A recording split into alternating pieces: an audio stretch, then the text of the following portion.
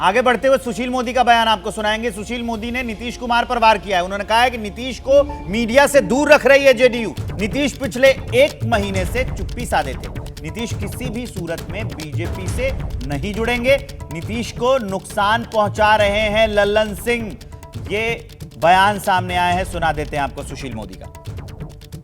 ABP news के लिए सी voter ने जो ओपिनियन पोल किया है उसमें अब तक 333 सीटों का रुझान जो सामने आया है उसमें बीजेपी करीबन 65 से 70% सीटें, या यूं कहें कि एनडीए करीबन 65 से 70% सीटों पर बढ़त बनाती हुई दिख रही है। और इस लिहाज से एक अनुमान यह लग रहा है कि बीजेपी या यूं कहें कि एनडीए एक बार फिर से सत्ता में वापसी कर सकती है। हमारे साथ सुशील मोदी जी मौजूद है। सर, अब तक जो रुझान सामने आया 333 सीटों का जो ओपिनियन पोल सामने आया उसमें तो बीजेपी या एनडीए गठबंधन करीबन 65 से 70% सीटों तक जाता दिख रहा है। देखिए, आपके ओपिनियन पोल में ये जो आया है कि भारतीय जनता पार्टी 65 से 70% सीटें जीत रहा है, तो ये दर्शाता है कि जब आप पूरी गणना कर लेंगे तो बीजेपी आज का जो आंकड़ा 303 का उसे काफ़ी आगे तक जाएगी। और देखिए, हम लोग का टारगेट है 400 का। और मुझे तो पूरा विश्वास है कि जिस तरह से इंडी गठबंधन बिखर रहा है, जिस तरह से आंतरिक लड़ाई चल रही है इंडी गठबंधन के भीतर, और नरेंद्र मोदी का कद लगातार बढ़ता जा रहा है, तो मुझे तो पूरा भरोसा है आपका ओपिनियन पोल जो भी दिखलाए, हम 400 का आंकड़ा भी अगर पहुंच जाए तो ये कोई बहुत आश्चर्य की बात नहीं होगी। लेकिन आप ही के ओपिनियन पोल के अनुसार भी भारतीय जनता पार्टी प्रचंड बहुमत की ओर बढ़ रही है। लेकिन सर, उसी में एक आंकड़ा बिहार को लेकर भी सामने आया है। कहा जा रहा है कि एनडीए गठबंधन जो है वो 16 से 18 सीटें और जो महागठबंधन है वो 21 से 23 सीटों तक जा रहा है। तो अगर ये आंकड़ा सही है तो फिर क्या ये आंकड़ा भी सही है? नहीं, देखिए, आपने बिहार का जो आंकड़ा दिया है, मुझे तो विश्वास है कि हम इससे काफ़ी ज़्यादा जाएंगे आगे।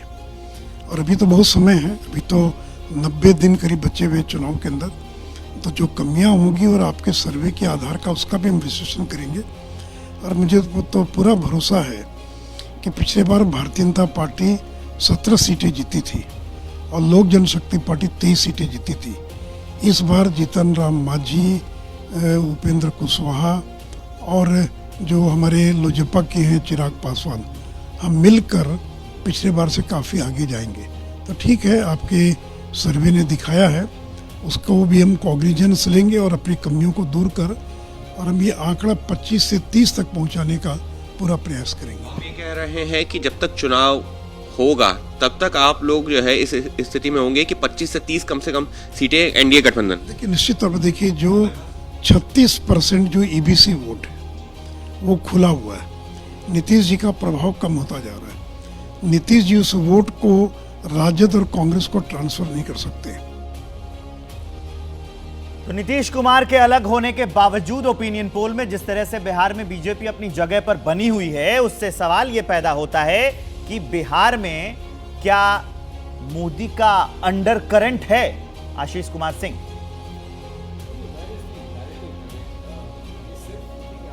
बिहार के आंकड़े मुझसे डिस्कस कर रहे हैं, लेकिन इस बात का ख्याल रखना पड़ेगा कि इंडिया जो गठबंधन है उसमें ये सारी पार्टीज बिहार की जो है वो अलायंस में है और अभी तक इन पार्टियों के बीच में सीट एडजस्टमेंट को लेकर के लंबा वक्त बीत गया है। जब इंडिया अलायंस की घोषणा की गई थी अभी तक सीट एडजस्टमेंट नहीं हो पाया। जो मेरी जानकारी है उसके मुताबिक विवेक, ये बहुत आसान भी नहीं रहने वाला है। जितनी सीटें कांग्रेस इस महागठबंधन में मांग रही है, मुझे नहीं लगता कि जेडीयू और आरजेडी उतनी सीटें दे पाएगी। और सबसे बड़ी बात देखिए, हम सब सोशल एनिमल्स हैं।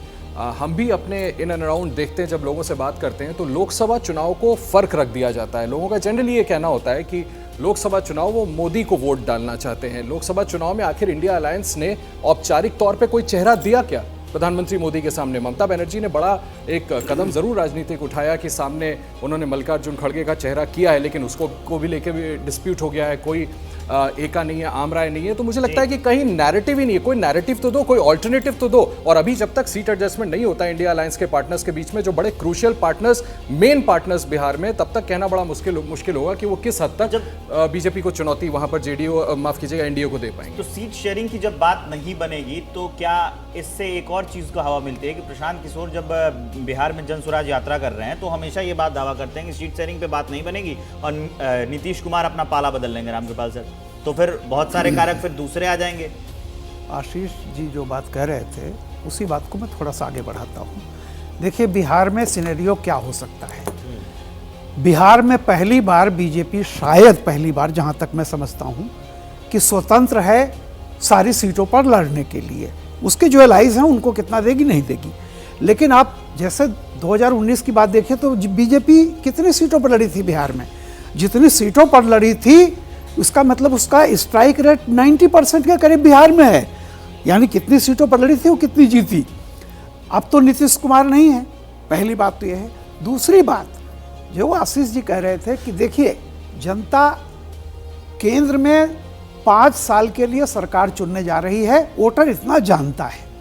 वोटर 5 साल के लिए उसी को वोट देगा जिसने 5 साल तक इस देश में केंद्र में राज किया है। वो राज करने वाली सिर्फ 2 पार्टियां हैं, या तो बीजेपी है या कांग्रेस है। तीसरी जो भी पार्टियां रही हैं वो साढ़े छः साल चली हैं, 6 प्रधानमंत्री। मैं कई बार आपके इस शो पे कह चुका हूं, मोरारजी देसाई 2.5 साल, बीपी सिंह 7 महीने, 1 मिनट, बीपी सिंह 7 महीने, 11 महीने गुजराल और चंद्रशेखर 7 महीने, चरवन सिंह 7 महीने, बीपी सिंह 11 महीने, आई के गुजराल 11 महीना, देवगौड़ा 11 महीना। तो मेरा ये कहना है कि जिस कांग्रेस को आपने एक चेहरा दे दिया है खड़गे जी का, बात वही है कि खड़गे जी को पहले लड़ने के लिए सीट कितनी दे रहे हैं। लेकिन मैं ये कह रहा था कि अगर जो क्षेत्रीय पार्टियां राज्य के अंदर जब लड़ती हैं तो उनके जो गठजोड़ का है असर, वो भी उनके वोट शेयर पे पड़ता तो है कि कौन किसके साथ आ रहा है। देखिए तब पड़ेगा जब उनको क्लियर कट हो जाएगा कि कांग्रेस को इतनी सीटें मिल रही हैं कि वो 150 सीट लेके आएगी। और अगर कांग्रेस को 150 सीटें ही नहीं मिलेंगी तो जनता जानती है कि कांग्रेस का प्रधानमंत्री नहीं बनेगा।